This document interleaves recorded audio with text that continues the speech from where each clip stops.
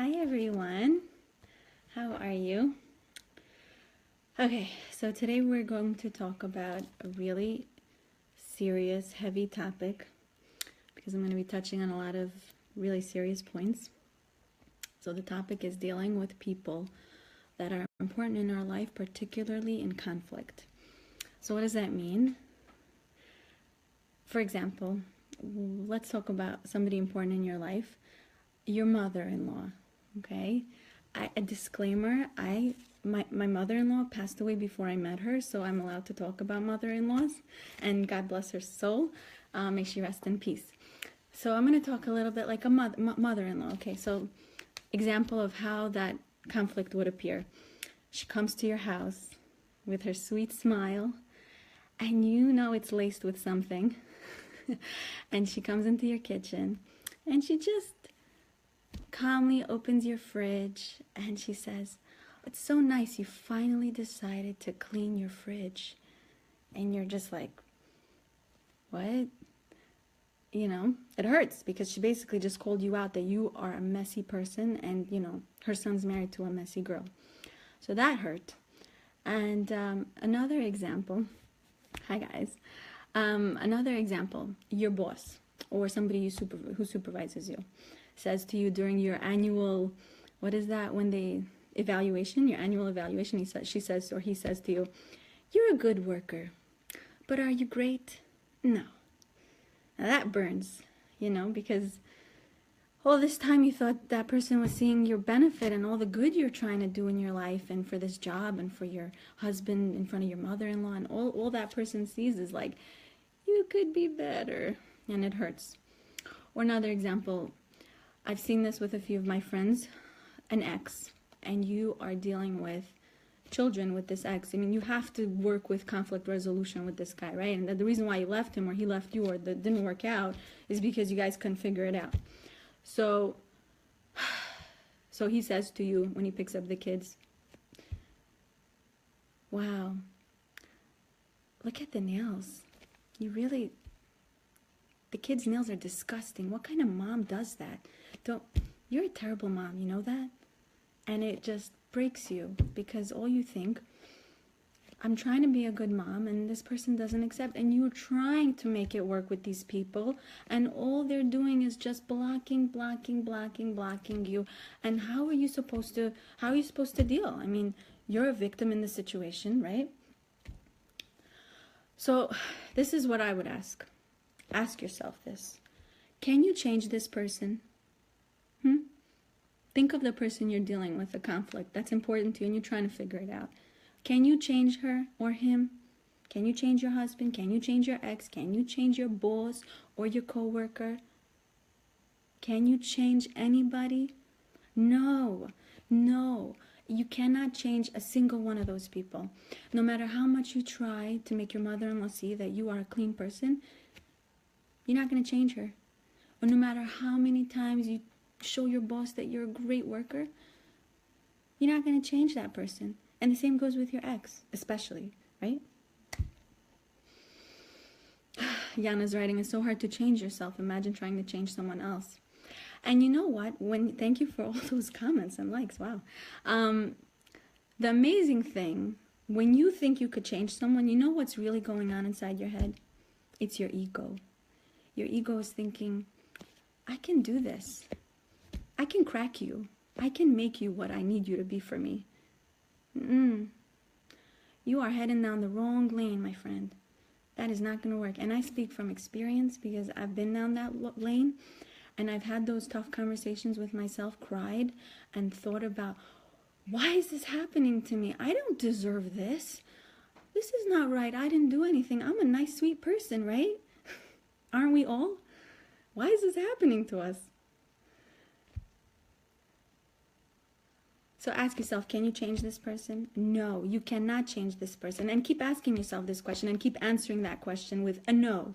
Because as soon as you get that through your head, you're going to be able to move on to the next question. Okay? You ready for the next question, guys? The next question. Are you going to grow from it, or are you going to fight it? That's a good question. Ask yourself this. Are you going to choose to grow, or are you going to fight it? And I used an example of a seed last time. Each of us are in a tough situation. We're planted in the ground. It's dark, it's cold, it's scary, and it's hard.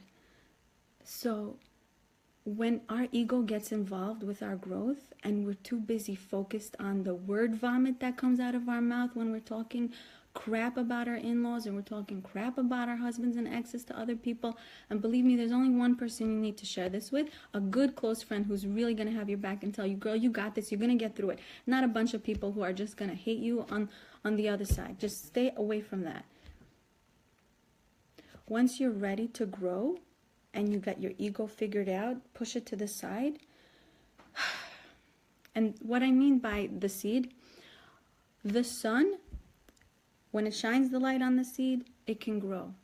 But our ego is eclipsing that sun, and there's no light. We can't grow. The seed's not going to manifest into the beautiful flower of your spiritual manifestation, if I could say those fancy words, because I read a few books this week, just like 3 pages of each book. So, all right. So I think it's a great example because each one of us is like a sun. Our spirit is like a sun. Our spirit is like a sun, and our ego, which is tarnished and bad, and it's just got all this mixed up ideas of life, and it's just so wrong. It just keeps thinking, how dare she talk to me like that? Who the hell does she think she is? Oops. Who does she think she is? So what? She's my sister-in-law. How dare she? You know what? She got a lot of problems herself, and yet she's talking to me like that. Who does she think she is? I know, we've all been there. I've been there. But we're never going to grow like that. You don't grow like that. And I don't grow like that. And the real thing about that is your focus external or internal? If you're going to focus on everything around you, that's an external focus. Look what she did to me. Look how he's talking to me. How come he doesn't like how I made the food? How come he doesn't appreciate all the food and the cleaning that I do for him, all the nice things I'm doing for him? He's not appreciating any of it. All that external focus, what everyone's not doing, right? Or, how about this? An internal focus. What does that mean? When we do an internal focus, that means we accept and grow. That doesn't mean that when my mother-in-law says, you finally decided to clean your fridge, that we say, I suck as a human being and I can never clean my house properly. No, that's not what accept means. Accept doesn't mean when your boss says you're not a good worker, that you say, I really suck at my job and I'm a terrible worker. Or when your ex, God forbid, if you have one, says to you, you're a horrible mom. That doesn't mean you should accept that as a fact. That's not what accept means. And you should not fight that, because fighting it, what does that mean? You're going to come out with the guns yourself and say a bunch of things that you were going to regret afterwards, right? So what does it mean to accept and to grow? What does that mean?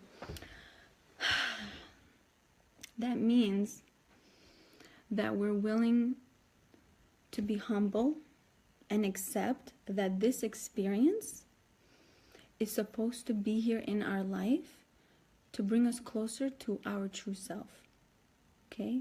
And that means to be honest with yourself, that you're not nothing, that you are something, okay? You're valuable, and you're a human being, and you're special, all of those things. And it doesn't mean you should just accept when people tell you, or, by the way, it doesn't mean that if your husband beats you that you should accept that and, like, that's okay. No, that's not what this conversation is. That's not what accept means. Accept means that you're willing to acknowledge that this situation is supposed to help you grow. And I have an example. The Baal Shem Tov gives this example. He was a Kabbalist, and he said, a child, when he starts walking, the mother or the father, they take a step back and the child falls, and then he has to get back up again, and then the parent takes a step back. Why? So that the child can walk on his own and learn how to walk. Meanwhile, the child's thinking, she's leaving me. I'm trying to do it. I'm trying to get closer, but she's stepping away from me, really. In the same situation we're in, God is saying, I want you to learn how to use the tools I gave you to help you live your best life, to help you be your best self. And I can't do that by being in your way. I need to step back and let you do it yourself. Does that make sense? Amy's writing, but it gets tiring to hear hurtful comments it gets tiring to hear comments that are hurtful. No. Okay. So every situation is neutral. How you interpret it, that's your choice. So when you're saying it's hurtful, you made that definition of what that person said to you as hurtful. No? What do you think? Does that make sense? If a child came up to you and said, "You're a dog," does that bother you? No, that doesn't bother you, right? Because who cares? I mean, it doesn't mean anything to you. You didn't attach any meaning to that. But when you attaching meaning to what somebody's saying as a reflection on who you are, that's you using your ego to kind of manipulate the situation and say, "He hurt me. He's making me pain." Well, she's hurting me. The truth is, they got their own situation to deal with. Do you understand what I mean? They're dealing with their own struggles in life. They're dealing with figuring out who their soul is and figuring out their path in life. You know, when an ex says, "You're a horrible mom, you're this and that," what they're really saying is, "I am not connected to my spirit. And I don't know how to love another human being because I can barely figure out how to love myself. That's why I'm so vicious."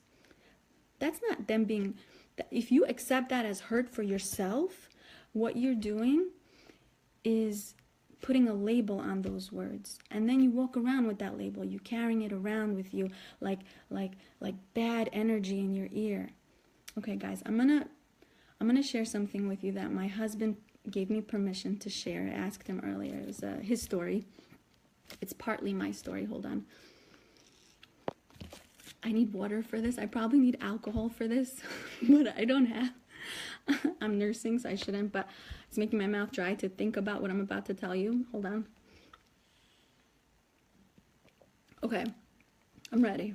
Okay, so about 3 years ago, my husband got caught up in this really bad court situation, and it was bad.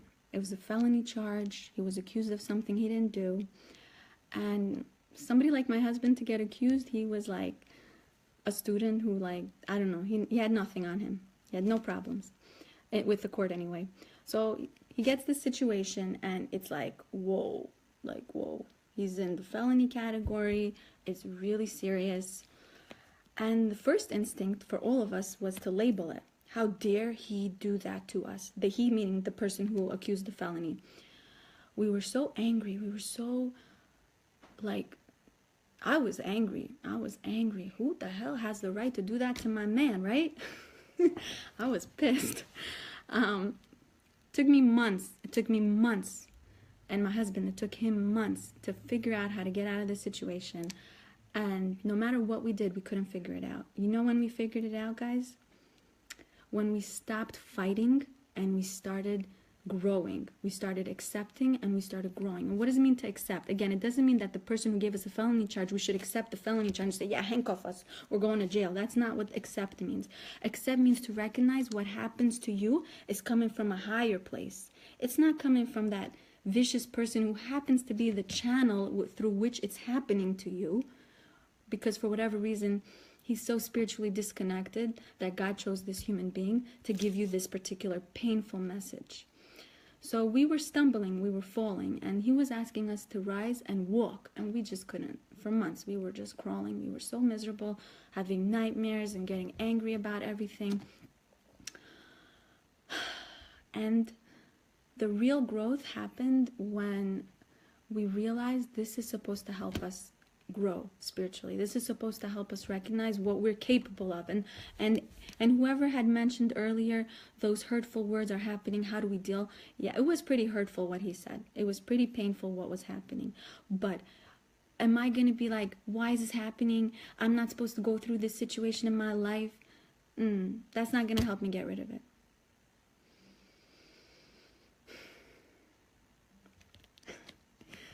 I'm just reading the comments. Okay, so I actually asked my husband the other day, is he angry at what happened with that guy? Does he forgive that guy?